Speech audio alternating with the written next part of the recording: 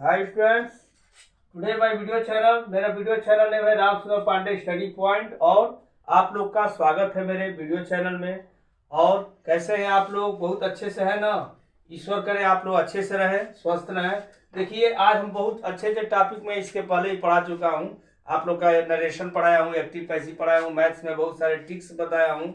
लेकिन आज मैं एक अलग ही कॉन्सेप्ट लेकर आया हूँ, एक अलग ही कंटेंट लेकर आया हूँ। अगर इसको समझे आप तो आप लोग का एकेडमिक का भी तैयारी हो जाए, और आप लोग को जो कॉम्पिटेटिव एग्जाम रेलवे का देते हैं, एसएससी का देते हैं, जीडी का देते हैं, बहुत ही अच्छा आप लोग कंपटीशन देते हैं। उस कंपटीशन में बहुत सारी चीज़ों को, क्वेश्चन को पुटअप करते हैं, पूछते हैं। तो चलिए लेट्स स्टार्ट करते हैं हम लोग। हमारे सामने एक है क्वेश्चन, केंद्र सरकार और राज्य सरकार में क्या अंतर है। ये हम स्पष्ट नहीं कर पाते हैं, बहुत बच्चे समझ नहीं पाते हैं कि क्योंकि सिविक से ये क्वेश्चन है, ये नागरिक शास्त्र से ये क्वेश्चन लिया जाता है कि केंद्र सरकार और राज्य सरकार में क्या अंतर है। देखिए, पहले मैं हम लोग समझना है यहाँ टॉपिक पे, केंद्र सरकार पहले किसको कहते हैं। इसको हम इंग्लिश में सेंट्रल गवर्नमेंट कहते हैं, और राज्य सरकार को स्टेट गवर्नमेंट कहते हैं। सेंट्रल गवर्नमेंट का मतलब ये चीज होता है कि एक पूरे देश को चलाने के लिए देश को व्यवस्था को चलाने के लिए एक सरकार की जरूरत पड़ती है, तो वो केंद्र सरकार के अंतर्गत में होती है।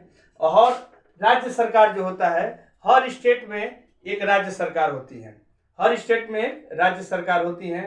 जितने भी, जैसे हमारे देश में 28 स्टेट्स हैं, तो 28 स्टेट्स के क्या होंगे, अपने स्टेट गवर्नमेंट के वो सीएम होंगे, यानी चीफ मिनिस्टर, यानी मुख्यमंत्री।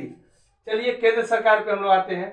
केंद्र सरकार जो होता है, केंद्र सरकार का जो आपका इसका जो सुप्रीमो पावर होता है, सुप्रीमो पावर यानी सर्वोच्च शक्ति जो होती है, वो प्रधानमंत्री के हाथ में होती है। इसके प्रमुख प्रधानमंत्री होते हैं, जबकि राज्य सरकार के जो प्रमुख होते हैं वो आपके मुख्यमंत्री होते हैं, यानी इसको इंग्लिश में हम चीफ मिनिस्टर कहते हैं।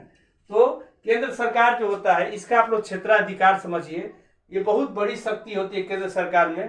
कोई भी निर्णय अगर पूरा देश में अगर लेना हो, तो इतने बड़े हमारे डेमोक्रेसी कंट्री है, सबसे बड़ा लोकतांत्रिक देश हमारा माना जाता है भारत, हिंदुस्तान।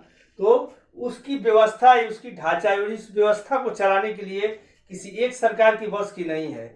इसीलिए हमारे यहाँ दो पैमाने रखा गया, केंद्र सरकार और राज्य सरकार, यानी दोनों व्यवस्था मिलकर लोग चलाएंगे।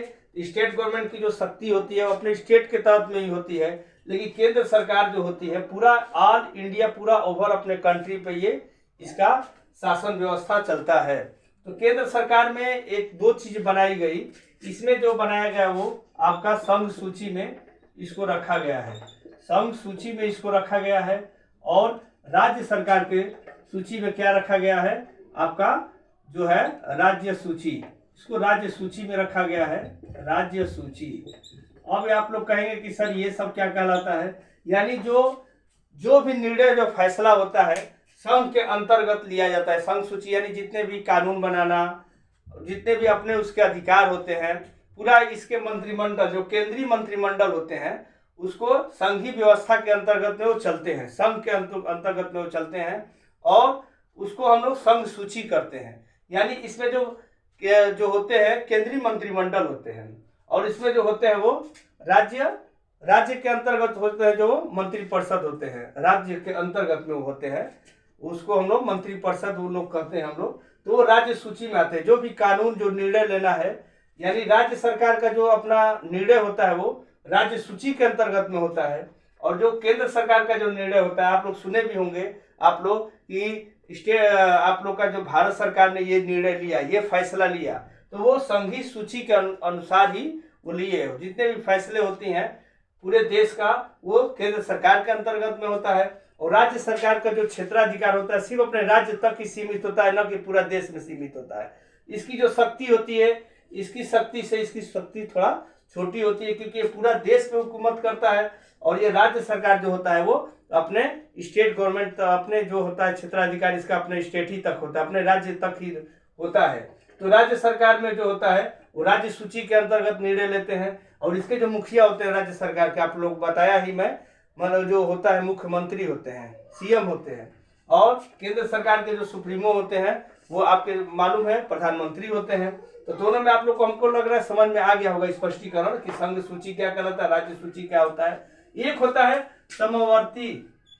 समवर्ती सूची। अब ये बोलेंगे कि सर ये क्या कहलाता है, यानी समवर्ती सूची होता है। समवर्ती सूची उसको कहते हैं यानी जो दोनों जो होते हैं केंद्र सरकार और राज्य सरकार, कभी कभी केंद्र सरकार और राज्य सरकार में भी आपसी नहीं बनता है, क्योंकि उन लोग का जैसे अपना जो जैसे आपका बीजेपी का गवर्नमेंट है तो बीजेपी के गवर्नमेंट में राज्य सरकार के अंतर्गत भी लोग आते हैं तो वो सब रहता है। लेकिन कभी कभी आप लोग का राज्य सरकार का अगर विपक्ष में है लोग तो उसका लोग अपोजिशन करते हैं, तो यानी वो राज्य सूची के अंतर्गत में आते हैं, क्योंकि इसकी जो शक्ति होती है यहीं तक रहती है और उसकी जो शक्तियां होती है वो संघ सूची के अंतर्गत में आती हैं। आप दोनों लोग का एक सभा, दोनों लोग का अपना एक विधि भी होता है कि दोनों लोग मिलजुल के काम करें, दोनों फैसले मिलजुल के करें। केंद्र सरकार और राज्य सरकार दोनों लोग मिलजुल के जो काम करते हैं वो समवर्ती सूची के अंतर्गत में जो भी कानून बनता है, जो भी पास होता है, कोई भी बिल पास होता है तो दोनों लोग आपस में मिलकर पास करते हैं। तो ये दोनों लोग जो मिलजुल के काम करते हैं उसी को समवर्ती सूची के अंतर्गत रखा जाता है। लेकिन जो राज्य सरकार के अंतर्गत में होता है वो राज्य सूची होता है, जो केंद्र सरकार के जो फैसले होते हैं वो संघ सूची के अंतर्गत में आते हैं। तो आई होप आप लोग को वीडियो बिल्कुल पसंद आ गया होगा, आप लोग को बिल्कुल क्लियर भी हो गया होगा, कंसेप्ट भी क्लियर हो गया, क्योंकि कंसेप्ट इज पावर कि केंद्र सरकार और राज्य सरकार में क्या अंतर है। ओके, थैंक्स, सब्सक्राइब लाइक करना।